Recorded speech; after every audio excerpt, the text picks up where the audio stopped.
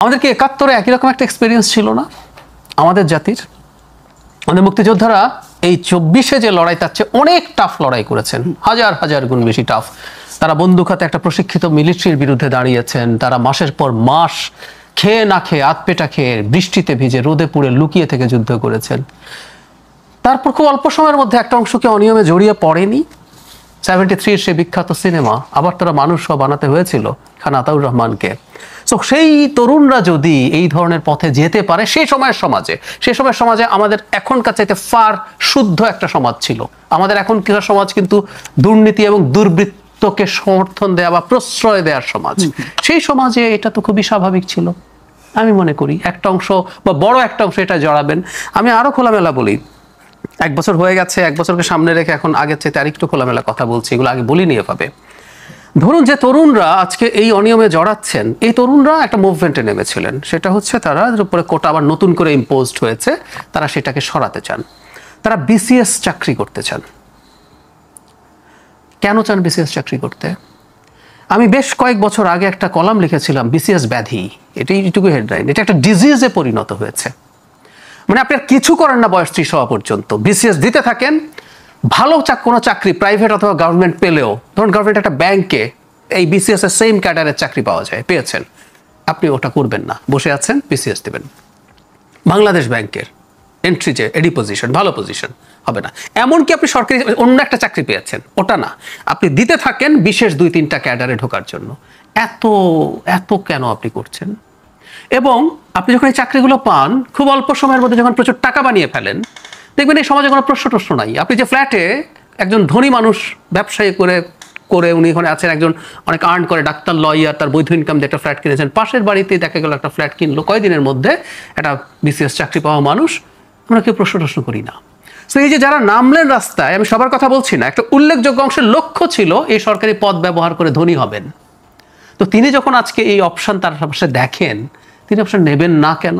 ওটাও rent seeking, এটাও rent seeking, অর্থনীতির ভাষায় ইটস দ্য সেম থিং। তো তাহলে আমরা কেন এক্সপেক্ট করেছিলাম যে ওনারা অনেক কিছু করবেন? আমি করি নাই তো। তারা বৈষম্য বিরোধী ছাত্র আন্দোলন বলছেন, বৈষম্যের বিরুদ্ধে দাঁড়াচ্ছেন। তারা যে চাকরিটা খুঁজতে গেছেন, এই সমাজের সবচেয়ে বড় বৈষম্য সৃষ্টিকারী চাকরিগুলোর একটা এটা। আপনি ওখানে যাবেন, সরকারিভাবেও যে ফ্যাসিলিটি তাদেরকে দেওয়া হয়, এটা বৈষম্য সৃষ্টিকারী ফ্যাসিলিটি। কোনো গরিব দেশের মানুষকে এই ফ্যাসিলিটি দেওয়ার কথা ছিল না, নাম্বার 1। নাম্বার 2 হচ্ছে এরপর সাথে যদি অবৈধ উপার্জন যোগ করেন, রাতারাতি একটা মানুষ সমাজে কোন জায়গায় চলে যায় সেটা আমরা দেখছি না। উনি বৈষম্যর চাকরিটাই পেতে চেয়েছিলেন, কারণ ওটা যদি উনি পেতেন, উনি সমাজে তার শ্রেণী পাল্টে যেত, এবং সেটা পাওয়া যেতে হচ্ছে তখন তিনি বৈষম্য বিরোধী আলাপ করছেন। এগুলো প্রত্যেকটা ন্যারেটিভ। সো এই তরুণরা যখন এবার এই জায়গায় আসবেন, এটা একেবারেই ইনএভিটেবল ছিল। আমি এজন্য আমার কাছে খুব হতাশা নেই, আমার কাছে হতাশা অন্য একটা জায়গায়, সেটা যোগ করি। উমামা তার বক্তৃতায় যেটা বলেছেন, ইনফ্যাক্ট এগুলো সর্বোচ্চ নেতৃত্বের এন্ডোর্সমেন্টে হয়েছে। তিনি একটা জায়গায় বলছেন, হেয়ার রোড থেকে সবকিছু জানা হতো, নিয়ন্ত্রণ করা হতো। তার মানেটা হচ্ছে এই যে উপদেষ্টারা যারা এই সব ইয়ের সাথে জড়িত থাকবেন না বলে কথা দিয়েছিলেন, কারণ তারা একটা নিউট্রাল সরকারে আছেন, তারা এই জিনিসগুলোর সাথে জড়িত এবং তাদের এন্ডোর্সমেন্টে এই ঘটনাগুলো প্ল্যান্ড ভাবে সিন্ডিকেট। আমি আপনার কাছে এই প্রশ্নটা নিয়ে আসছিলাম, আপনাকে আমি কথাটা আগে শুনে নিলাম। আপনি বলছেন মুক্তিযুদ্ধের সময়ও এই ঘটনা ঘটেছে। অনেকে, যেহেতু আমার তখন জন্ম হয় নাই, কাজে আমি স্পষ্ট করে বলি নাই, কিন্তু আমি যতটুকু পড়াশোনা করেছি, মুক্তিযোদ্ধারা সরাসরি এই ধরনের ঘটনার সাথে যুক্ত ছিল আমি কোথাও পড়ি নাই। একটা দলের, একটা বিশেষ বাহিনীর হয়তো হয়েছে।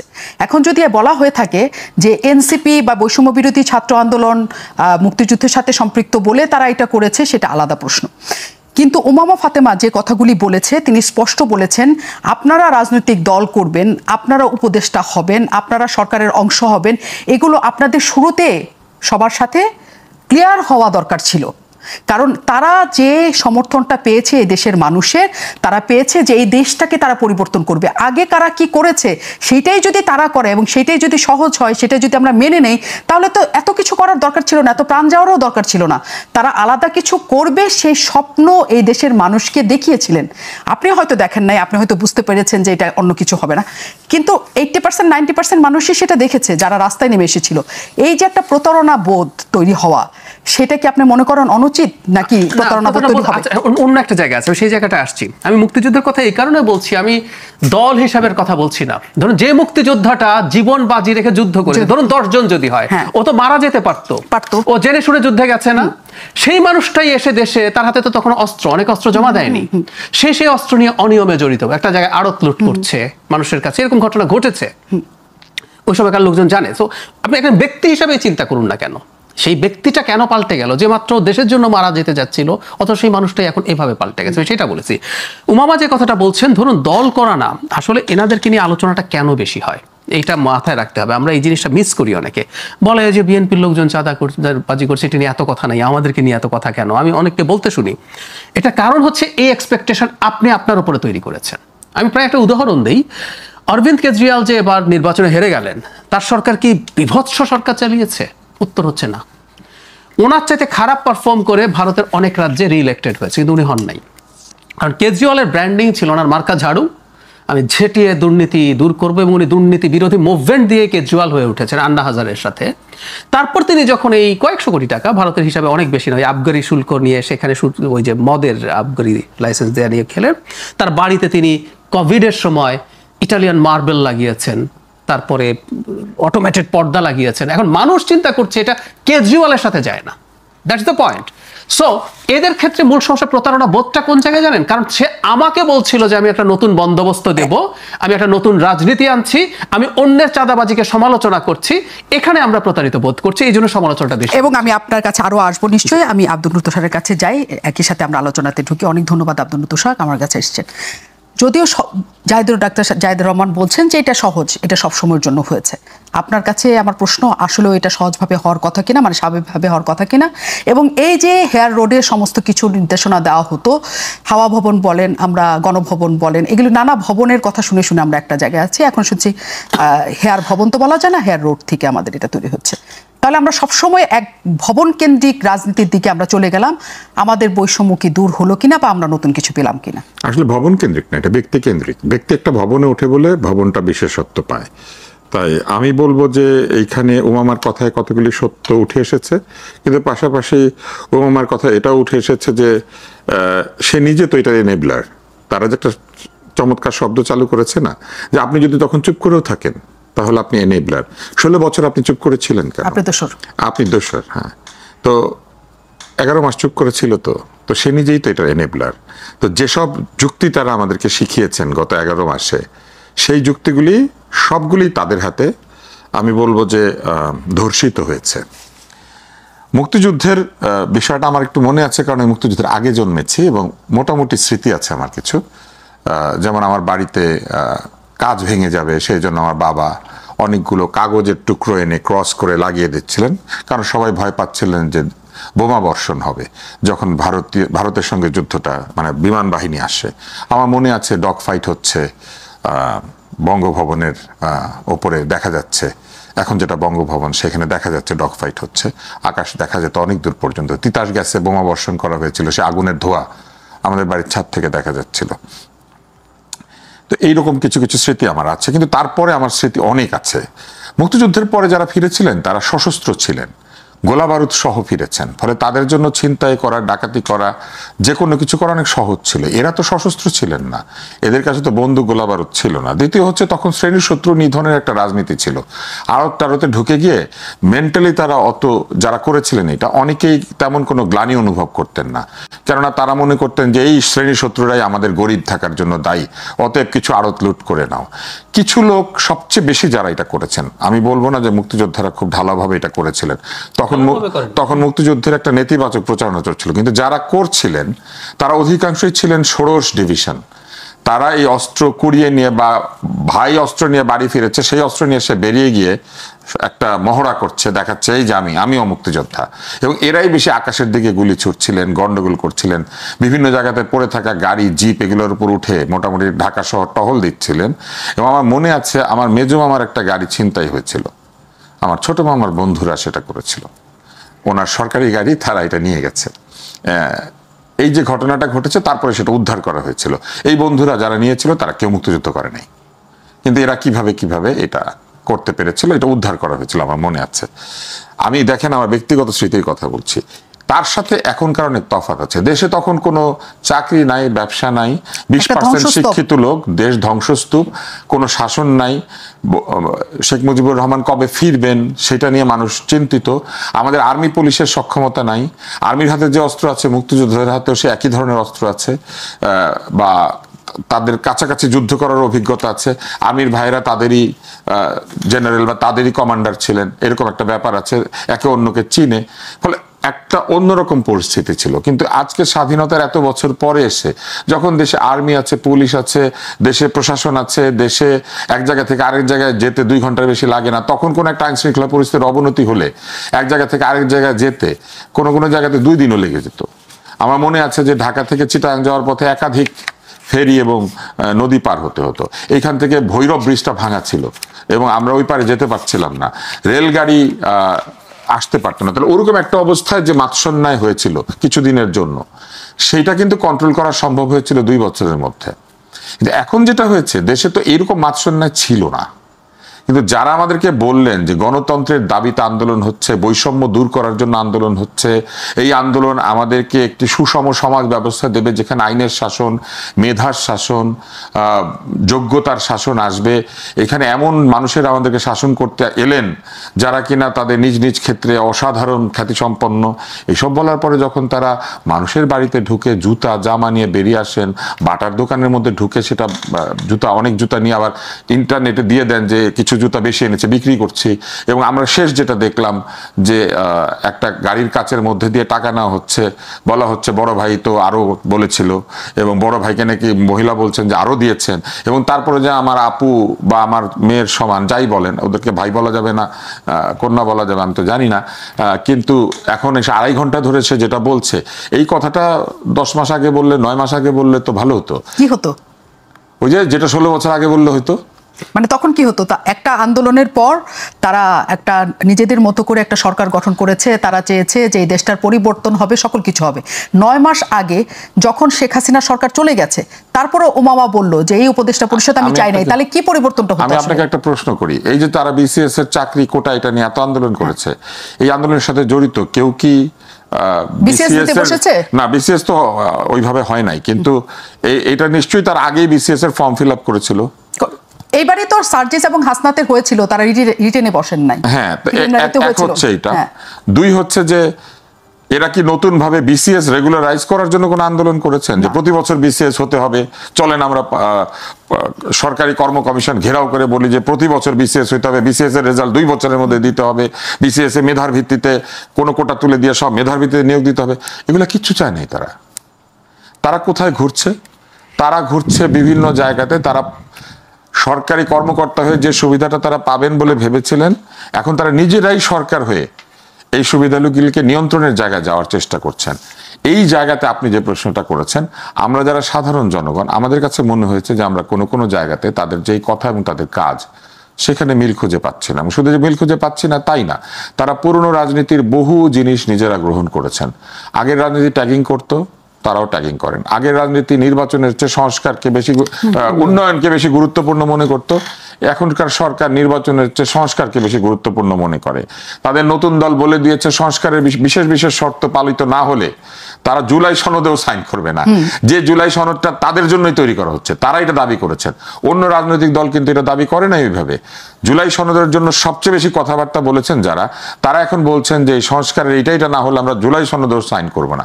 তার মানে দেখেন, কয়েকটা সংস্কারজনিত দাবি জুলাই সনদের চাইতেও গুরুত্বপূর্ণ তাদের কাছে। তার মানে তাদের বর্তমানের চাহিদা বা বর্তমানের যে রাজনীতি, সেই রাজনীতি জুলাইয়ের সনদের চেয়ে বা জুলাইয়ের চেতনা বা জুলাইয়ের যে যা কিছু বলেন তার চাইতে বড় হয়ে এখন তাদের কাছে দেখা দিয়েছে। যে সিস্টেমকে তারা একসময় বিরোধিতা করেছেন, সেই সিস্টেমের সুবিধা নিয়ে পুরনো সিস্টেমের মতোই তারা রাজনীতি করছেন। তারা কোথাও গেলে বিদ্যুতের নিরবচ্ছিন্ন সরবরাহ নিশ্চিত করতে হবে, তারা কোথাও গেলে অন্য এলাকা থেকে পুলিশ, সেনাবাহিনী বা নিরাপত্তা বাহিনী এনে তাদেরকে নিরাপত্তা দিতে হবে, তাদের জনসভায় রিকুইজিশন বাস বা রিকুইজিশন দিয়ে লোক পাঠাতে হবে, এবং তাদের মতামত ছাড়া রাষ্ট্র চলতে পারবে না। কোথাও তাদের মত না মিললেই তারা তত্ত্বাবধায়ক সরকার, কি বলেন, ইন্টারিম সরকারের প্রধান উপদেষ্টা থেকে শুরু করে যে কোনো উপদেষ্টা, সেনাবাহিনী প্রধান, যে কারো যত্র সমালোচনা করেন, যে স্বাস্থ্য উপদেষ্টাকে তারা বসিয়ে 11 মাস ওইখানে তিন ছাত্র ছিল তার সাথে, হ্যাঁ, 3 জন ওইখানে বসে থেকে তারা কিছু বলেন নাই, এখন হঠাৎ করে তারা বলছেন এই স্বাস্থ্য উপদেষ্টাকে বেতন ভাতা ফেরত দিয়ে পদত্যাগ করতে হবে। তো কালকে ধরেন যদি এই যে ওনারা কেউ একজন রাজনীতি ছেড়ে দেয়, তাহলে কি যে এপিসির খরচ, তেলের খরচ এগুলো ফেরত দিবে রাষ্ট্রকে? এইসব যে দাবি দেওয়া, এইসব যে যুক্তি উত্থাপন তারা করছেন, এইগুলার মধ্যেই তাদের দুর্বলতা প্রকাশিত হচ্ছে, যেটা জাহিদ বলেছে। সেগুলো কি শেষ পর্যন্ত রাজনৈতিক তর্কের মধ্যে থাকবে কিনা সেটা একটা যেমন আলাদা প্রশ্ন, কিন্তু এখানে উমামা ফাতেমা যাই বলুক না কেন, আপনি যেটা বলছেন যে এন্ডোর্স করা, যে তারা আসলে জুলাই অভ্যুত্থানে যারা সম্মুখ সারির ছিল তারা কি করেছে তার কিছু একটা উমামা ফাতেমা বলেছে, এবং তার অন্যতম হচ্ছে যে তিনি কখনো ভাবেন নাই যে জুলাইকে মানি মেকিং হিসেবে ব্যবহার করা হবে, মেশিন হিসেবে। আসলেও কি জুলাই শুধুমাত্র মানি মেকিং মেশিন কিনা? না, আমি সেটা মনে করি না। আপনি সেটা মনে করেন না কেন? যাওয়ার আগে আব্দুল তুষার বলছিলেন তিনি মনে করেন না। তার কাছে বিস্তারিত জানার আগে আমি ডাক্তার জাহিদুর রহমানের কাছে একটা প্রশ্ন শুধু জানতে চাই, তারপর আব্দুল তুষারের কাছে যাব। বৈষম্য বিরোধী ছাত্র আন্দোলনকে নিয়ে সবচেয়ে বেশি অভিযোগের জায়গা তৈরি হয়েছে, বিশেষ করে সমন্বয়ক শব্দটা নিয়ে সবাই এখন ভীষণ ভীষণ ভীষণ রকমের বিরক্ত, ভীষণ রকমের ভয়ার্ত, অনেক কিছু তাদের বিরুদ্ধে অভিযোগ। বৈষম্য বিরোধী ছাত্র আন্দোলন থেকে গতকাল বলা হয়েছে যে তাদের সকল কমিটি বিলুপ্ত করা হয়েছে, শুধু সেন্ট্রাল মানে কেন্দ্রীয় কমিটিটা ছাড়া। তাদের প্রায় 100টির বেশি কমিটি ছিল, জেলা উপজেলা পর্যায়েও তারা কমিটি ছিল। এখন কেন্দ্রীয় কমিটিতে রেখে এই যে বাইরের কমিটিগুলি বিলুপ্ত করলাম, আসলে সেটার কোনো সমাধান হবে কিনা? গণতান্ত্রিক ছাত্র ফ্রন্ট নামে যে আরেকটা উইং তৈরি হয়েছে তারাও এটার সাথে যুক্ত হয়েছে, তারা এনসিপির ছাত্র সংগঠন বলা হয়। সাথে তো এনসিপি আছে, সমন্বয়ক আছেন, বৈষম্য বিরোধীরা আছেন। মানি মেকিং মেশিন কিনা এই প্রশ্ন, তারপরে আপনি বলতে চান হ্যাঁ বা না? আসছি, তার আগে একটা ছোট্ট জিনিস অ্যাড্রেস করি। মুক্তিযুদ্ধের সময়টা নিয়ে আমার বক্তব্য যেটা মূলত ছিল, সরকার কি করেছে সেটা না, আমি ইন্টেনশনটা নিয়ে কথা বলছিলাম। এটা সত্য শ্রেণী শত্রুর নামে ওই সময় অলরেডি মাওয়িস্ট মুভমেন্ট শুরু হচ্ছে, ওটা ছিল সাধারণ ধরনের ডাকাতি, লুটতরাজও হয়েছে। আমি বলতে চাইছি যে তরুণ জীবন বাজি রেখে মুক্তিযুদ্ধ করেছে, সেই তরুণী এরপর এর মধ্যে আসছে, তখন কিভাবে রেসপন্ড করেছে ইজ এ ডিফারেন্ট ডিবেট, কিন্তু তার মানসিকতাটা বলছি, সে জীবন দিতে প্রস্তুত ছিল রাষ্ট্রের জন্য, কিন্তু সেই অনিয়মে জড়িত হচ্ছে। সেই মানসিকতার সেটির একটা আমাদের যতটুকু পড়াশোনা বা জানার জায়গা, সেটা আমরা জানতাম রক্ষী বাহিনী নামে একটা বাহিনী তৈরি হয়েছিল, এবং ওমামাও এই কথাটা বলেছে যে রক্ষী বাহিনীর মতো করে সমন্বয়ক বাহিনী এবার তৈরি হয়েছে। রক্ষী বাহিনী আমার অন্য একটা তুলনা আছে, আমি আসবো সেই জায়গায়। আমি রাদার মাওয়ের রেড গার্ড তৈরি হয়েছিল কালচারাল রেভলিউশন, সরকার সম্মত ওইটা দেখেছিল, ওইটা কেন করেছে আমি সেই জায়গায় আসছি। এবার কেন্দ্রীয় কমিটি, মানে আমার কাছে খুব মনে হয় কিছুদিন আগে একজন উপদেষ্টা জনাব আসিফ মোহাম্মদ সজীব ভুঁইয়ার এপিএস এর বিরুদ্ধে অভিযোগ এসেছিল, কয়েকশো কোটি টাকা তিনি বানিয়েছেন, দুদক তাকে ডেকেছে, তাকে সরিয়ে দেওয়া হয়েছে। এখন আমি এভাবে বলি, মানে এপিএস তো চাঁদের মতো, তার তো নিজের আলো নাই, সে আলো পায় সূর্যের কাছ থেকে। সূর্য হচ্ছে মন্ত্রী, মানে উনি যদি কারো কাছ থেকে টাকা পয়সা নিয়ে থাকেন, তদবিরবাজি করে থাকেন, এই কাজ কে করেছে? এখন আমি বলছি না জনাব আসিফ মাহমুদ এটার মধ্যে মানে দায়ী, কিন্তু উচিত তো ছিল তাকেও এটার পার্ট করা। দুদক কি তার বিরুদ্ধে তদন্ত করতে পারতো না? তদন্ত করা মানেই তো তাকে মানে অপরাধী বলে ফেলা না। ঠিক একইভাবে কেন্দ্রীয় কমিটি আছে, বাকি সব কমিটি নাই। আচ্ছা, আমি যদি প্রশ্ন করি, ভ্যালিড প্রশ্ন, এই একটা দুটো জায়গায় কি হয়েছে? যদি হয়ে থাকে তাহলে সব কমিটি কেন বাতিল করেছেন? তার মানে উমামা ফাতেমা যে অভিযোগ করেছেন এটা সিস্টেম্যাটিক ব্যাপার, যেটা ইভেন উপদেষ্টাদের, ছাত্র উপদেষ্টাদের যোগসাজশে জানাশোনার মধ্য দিয়ে এসব হয়েছে। যদি তাই হয়ে থাকে তাহলে এই কেন্দ্রীয় কমিটি সবচেয়ে বেশি দায়ী, কারণ সুপ্রিম যিনি আদেশ দেন, যিনি সব জানেন, তারা সবার আগে ওটা ভাঙার কথা ছিল। কারণ তারা যখন সবগুলো কমিটি ভেঙে দিচ্ছে, তাতে প্রমাণ হয় যে তাদেরাও মনে করছেন যে এটা আরো বিভিন্ন জায়গায় এই প্রবলেমটা আছে। সেই কারণে আমি মনে করি এটা আসলে এক ধরনের আইওয়াশি হলো যে আমরা কগনিজেন্সে নিয়েছি, বাতিল করেছি, কিন্তু মূল যারা আছে তারা রয়ে গেছেন, এবং এরা মূলটা যদি রয়ে যায় আবার শাখা প্রশাখা এবং একইভাবে এগুলো চলতে। কিন্তু আব্দুল তুষার মনে করেন জুলাই আসলে মানি মেকিং মেশিন নয় কেন? আমি একটু শুনে তারপর আবার ধরেন কেউ যদি পথভ্রষ্ট হয়, তাহলে যেমন কয়েকজন মুক্তিযোদ্ধা পথভ্রষ্ট হয়েছেন বা গ্রুপ অফ মুক্তিযোদ্ধা, তাতে কি মুক্তিযুদ্ধ মানি মেকিং হয়ে যায়? সেটা হয় না। সেরকম জুলাই বিপ্লব বা জুলাই অভ্যুত্থান যে নামেই ডাকেন, আমি অবশ্য ঠিক বিপ্লবের সব শর্ত এটা পূরণ করে নাই বলে আমি এটাকে বিপ্লব বলতে রাজি না, কিন্তু জুলাইয়ের যে অভ্যুত্থান, সেই অভ্যুত্থানও নষ্ট হয়ে যায় না যদি সেখানে জড়িত বহু লোক পরবর্তীতে অপরাধমূলক তৎপরতায় জড়িত হয়ে যান। এগুলা মূল স্পিরিটকে ক্ষতিগ্রস্ত কখনোই করে না। যেমন মুক্তিযুদ্ধের পরে বিভিন্ন রাজনৈতিক দল পথভ্রষ্ট হয়েছে, তাতেও কি মুক্তিযুদ্ধ ব্যর্থ হয়ে যায়? সেটা তো হয় না, ওই রাজনৈতিক দলের সেটা ব্যর্থতা। তো সেই কারণে আমি মনে করি যে এটা মানি মেকিং মেশিন জুলাই হয় নাই, কিন্তু জুলাইকে কাজে লাগিয়ে একদল লোক নিজেদেরকে মানি মেকিং মেশিনে পরিণত করেছেন, এবং এই মানি মেকিং প্রক্রিয়াটা কিন্তু একদম শুরু থেকে শুরু হয়েছিল। চাঁদাবাজির অভিযোগ কিন্তু সেপ্টেম্বর অক্টোবর মাস থেকে আসতে শুরু করেছিল। চট্টগ্রামের এক সংগঠক টাকা তুলছেন সেই কথা বলে একটা জনসভা জাতীয় জায়গায় একদল লোক তাকে মারতে গিয়েছে, এখনো তার সেই সমন্বয়ক বা সংগঠক যাই বলেন তার বিরুদ্ধে পোর্ট থেকে চাঁদা আদায়ের অভিযোগ আছে।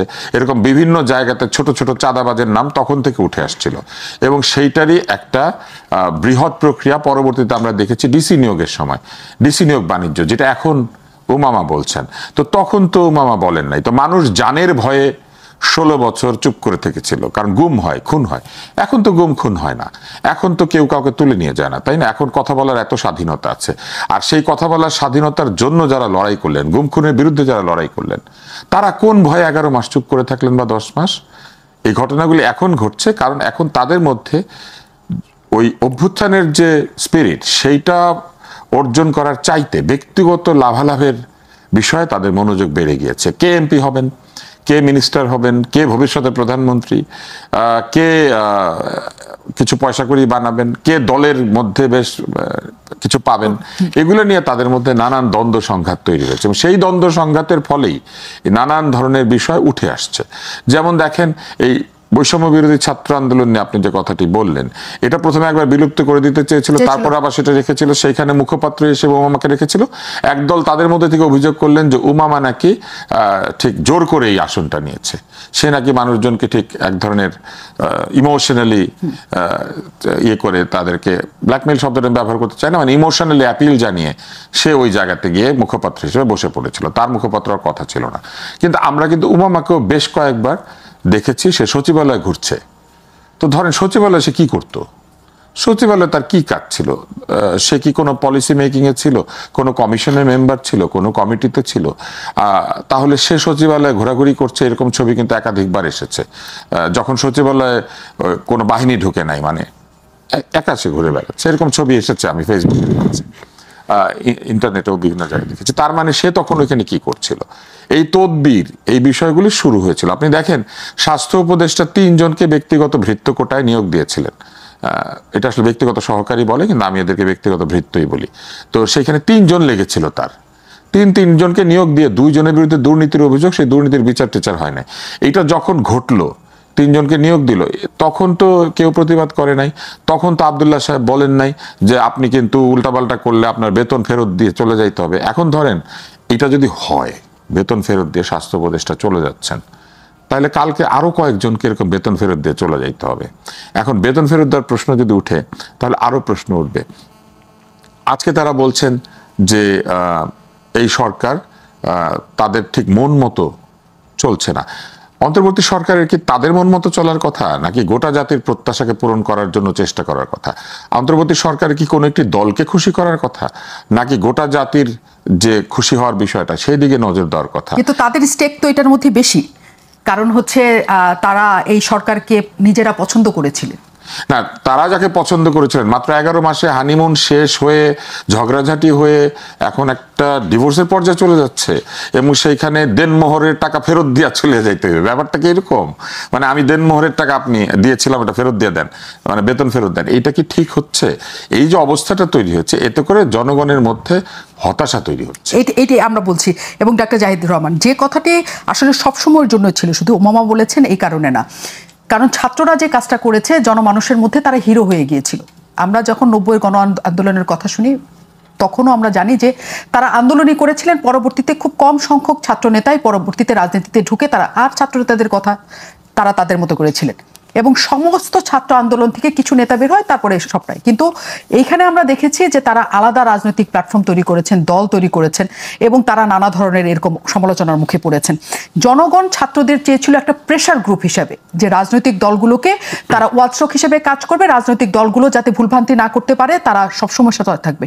এই যে দল গঠন করে ফেললো, এতেও কি জনগণ হতাশ হয়েছে কিনা বলা কঠিন। প্রথম কথা হচ্ছে জনগণকে আমরা কিভাবে ডিফাইন করছি, আমরা জনগণের বক্তব্য কিভাবে পাচ্ছি। এই যে জনগণ এভাবে চেয়েছিল তাদের আমার কাছে যথেষ্ট ডেটা নেই। আমি ইভেন যে জনগণকে আমরা দেখি, আমাদের মতো যারা educated middle class and above, যারা কথাবার্তা বলেন আজকে সোশ্যাল মিডিয়াতে, এর মধ্যে কিন্তু দুই রকম মতামত আমি দেখেছি। এদের যখন রাজনৈতিক দল তৈরি হয়নি তখন কাউকে কাউকে দল তৈরি করুক, তারা এটা চেয়েছেন, এটা হয়েছে এবং সাফল্যের নজির আমাদের খুব কাছাকাছি আছে। আসামে নাগরিকত্বকে নিয়ে কেন্দ্র করে স্টুডেন্টদের অল আসাম স্টুডেন্টস ইউনিয়ন আসু, এদের একটা সফল মুভমেন্টের পর তারা রাজনৈতিক দল করে কিন্তু আসামের প্রাদেশিক পরিষদ নির্বাচনে ক্ষমতায় চলে গিয়েছিলেন এবং মানুষ তাদেরকে ওভারওয়েলমিংলি ভোট দিয়েছিল। সো আমাদের কাছে এই উদাহরণ আছে যে একটা সফল আন্দোলনকে, জনপ্রিয় একটা আন্দোলনের পর আপনি দল করলে সফল হতে পারেন। সো এটা একটা দিক আছে এবং সেখানে 33 বছর বয়সে প্রশান্ত মোহান্ত মুখ্যমন্ত্রী হয়ে গিয়েছিলেন।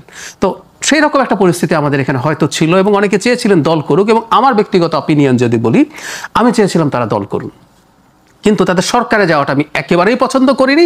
সরকারে তো শুধু ফর্মালি ক্যাবিনেটে নয়, যে ভাইয়া যেটা বললেন তুষার ভাই, যে বিভিন্ন মন্ত্রণালয়ে বৈধভাবে বিভিন্ন লোকজন এবং তদবির বাণিজ্যে ইনফর্মালি জড়িয়ে পড়া, এগুলো তাদেরকে করাপ্ট করে ফেলেছে। তারা যদি একদম আইসোলেটেড একটা দল তৈরি করতে পারতেন, তারা যদি এই ক্ষমতার লাভের গুড় যদি তারা খেতে যেতে না চাইতেন, তাহলে তাদেরকে দিয়ে একটা দল তৈরি হতে পারত। এবং আমি এটুকু বলি, তাদের যখন দল তৈরি করেছেন আমার একটা এক্সপেকটেশন ছিল, খোলাখুলি যদি বলি, সেটা হচ্ছে এরকম, ধরুন এখন বিএনপি ওভারওয়েলমিং মেজরিটি নিয়ে আছে, আওয়ামী লীগের অ্যাবসেন্স আছে, এবং আমি ভবিষ্যতের জন্য রাজনৈতিকভাবে চাই আমি যেন ফেরত না আসে, রাজনৈতিকভাবে তাকে চাই, তাহলে অপশন কি? একটা রাইটিস্ট ফোর্স মাথা চাড়া দিতে পারে। সো আমি এটা দেশের জন্য কল্যাণকর মনে করি না। তাহলে একটা সেন্ট্রিস্ট আরেকটা ফোর্স, এনসিপি যদি একটা মধ্যপন্থী শক্তিশালী দল হিসাবে দাঁড়াতে পারতো, আমাদের জাতির জন্য ভালো হতো। কিন্তু আব্দুল তুষার, আসলে কি সেটা হয়েছে কিনা? কারণ ছাত্রদের যে দল গঠন, একটা ক্লাসের কথা ডাক্তার জাহিদুর রহমান বলেছেন, যে যারা সমাজে কথা বলে, যারা আমরা দেখতে পাই যাদেরকে, কিন্তু একদম আমরা সাংবাদিক হিসেবে যখন মাস পিপলের সাথে কথা বলি, আমি যেটা বলছি তাদের মতামত এইটাই, যে তারা চেয়েছে যে ছাত্ররা সবসময় দেবে, কারণ রাজনৈতিক দলগুলো তাদের কথা শুনে না, ক্ষমতায় যাওয়ার পরে নানা ধরনের কর্মকাণ্ডে জড়ায়। আপনার কি মনে হয় যে এই ছাত্ররা এই রাজনৈতিক দলটা করার কারণেই আসলে এত কিছু বিপত্তি তৈরি হয়েছে? ছাত্রদেরকে এই রাজনৈতিক দলটা করার জন্য উৎসাহ দেওয়া হয়েছে, কিন্তু এই রাজনৈতিক দল করার জন্য যে প্রজ্ঞা, যে রাজনৈতিক অভিজ্ঞতা কিংবা রাজনৈতিক লেখাপড়া, সেটা ছাত্রদের তো ছিল না। তারা তো বিসিএস এর জন্য প্রস্তুত হচ্ছিল। যে রাজনীতি তাকে বলে সেতুর উপরে লাইট কয়টা, খাম্বা কয়টা, পিলার কয়টা, এটা মুখস্থ করতে। তো এটাই তো ছিল বিসিএস এর পরীক্ষার প্রশ্নপত্রের অন্যতম জায়গা, জন্মদিন মুখস্থ করা, মৃত্যুদিন মুখস্থ করা, বিভিন্ন দিবস মুখস্থ করা, এটাই তো ছিল মেধার পরিচয়। তো সেই জন্য তারা প্রস্তুত হচ্ছিল, সেই জন্য তারা লড়াই করেছে। সেইখানে কোটা চায় নাই, তাতে কিছু লোক বেশি টিকবে সেই আশায়। সেইখান থেকে তারা সরাসরি একটা রাজনৈতিক দল তৈরি করছেন, তারা ক্ষমতায় যাবেন এবং এই বিসিএস পরীক্ষা তাদের মন মতো হবে, তখন মানে তারা নিয়ন্ত্রণ করবেন।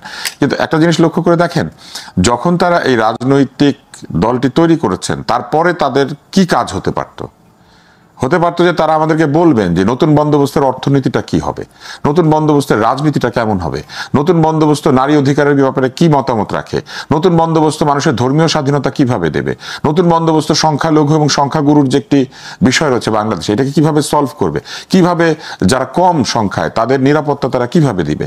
তাদের বলার কথা ছিল শিক্ষা তারা কিভাবে দেখে ভবিষ্যতে। কিন্তু তারা কিসে ব্যস্ত হলেন? তারা পাঠ্যপুস্তক ছাপায় ব্যস্ত হয়ে গেলেন, কাগজের কন্ট্রাক্ট নিয়ে তারা ব্যস্ত হয়ে গেলেন।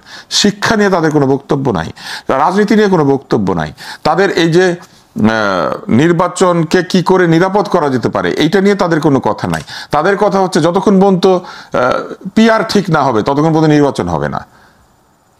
ব্যাপারটা আপনি বুঝতে পারছেন? অর্থাৎ নিজেদের জায়গা ঠিক করার জন্য তারা ব্যস্ত হয়ে গেছেন। তারা কি আমাদেরকে একটাবারও বলেছেন যে ভবিষ্যতের বাংলাদেশের মানুষেরা বাংলাদেশের যে স্বাস্থ্য ব্যবস্থা, যেমন একজন তো পদত্যাগ চেয়েছেন বেতন ফেরত দিয়ে চলে যাওয়ার জন্য, কিন্তু এই দলটা স্বাস্থ্য ব্যবস্থাকে কেমন দেখতে চায়, কি স্বাস্থ্য ব্যবস্থা চায়, তারা কোনো কথা বলেছে? ভবিষ্যতের বাংলাদেশ নিয়ে তাদের কোনো চিন্তা ভাবনা নাই। তাদের তিনটা চিন্তা। প্রথম চিন্তা হচ্ছে ফ্যাসিস্ট কোনোভাবে যেন ঢুকে না পড়ে।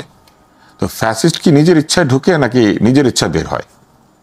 ফ্যাসিস্ট কিন্তু কেউ তাকে ঢোকার পরিবেশ করে দিলে ঢুকতে পারে, যেমন আমার শরীরে করোনা কখন ঢুকে মাস্ক না পড়লে।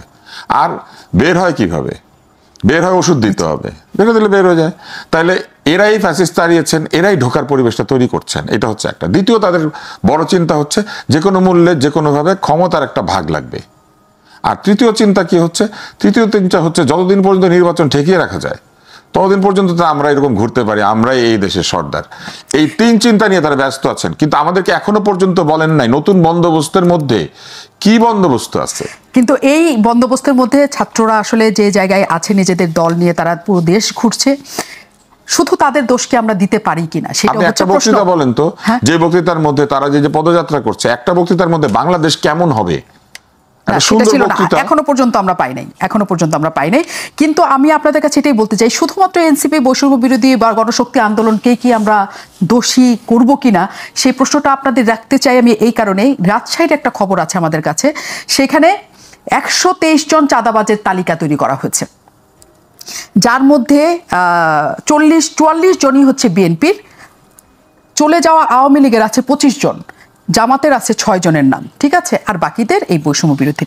তাহলে জুলাই যে মানি মেকিং হিসেবে মাস হিসেবে কাউন্টেবল হবে না বা গণনা আমরা করব না, সেটা শুধুমাত্র এনসিপির জন্য কি প্রযোজ্য, নাকি আসলে সব দলই এইটাকে নানাভাবে অপব্যবহার করছে? এই প্রশ্ন রেখে গিয়েছিলাম।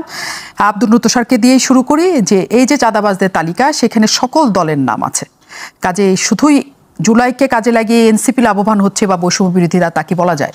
123 জনের কথা বলেছেন, সেখানে 44 জন বিএনপির, 25 জন পতিত আওয়ামী লীগের ফ্লেভার আছে, আর 6 জন হচ্ছেন জামাত, সব মিলে 75 জন, বাকি আছে 48 জন। এই 48 জনের কোনো দল নাই, এরা ইন্ডিপেন্ডেন্ট, স্বতন্ত্র চাঁদাবাজ। হ্যাঁ, তাহলে এদের নাম নাই মানেই হচ্ছে এরা ক্ষমতায় আছে।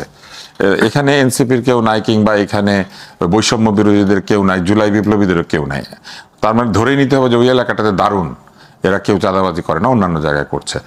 এই যে 48 জনের পরিচয় বলেই নাই, কারণ বললে পরে চাকরি থাকবে না, ঘেরাও হবে, থানা ঘেরাও হবে, এইটা হবে সেটা হবে, এই জন্য বলে নাই। আমি তো দেখছি 48 জন স্বতন্ত্রই এখানে সবচেয়ে বেশি।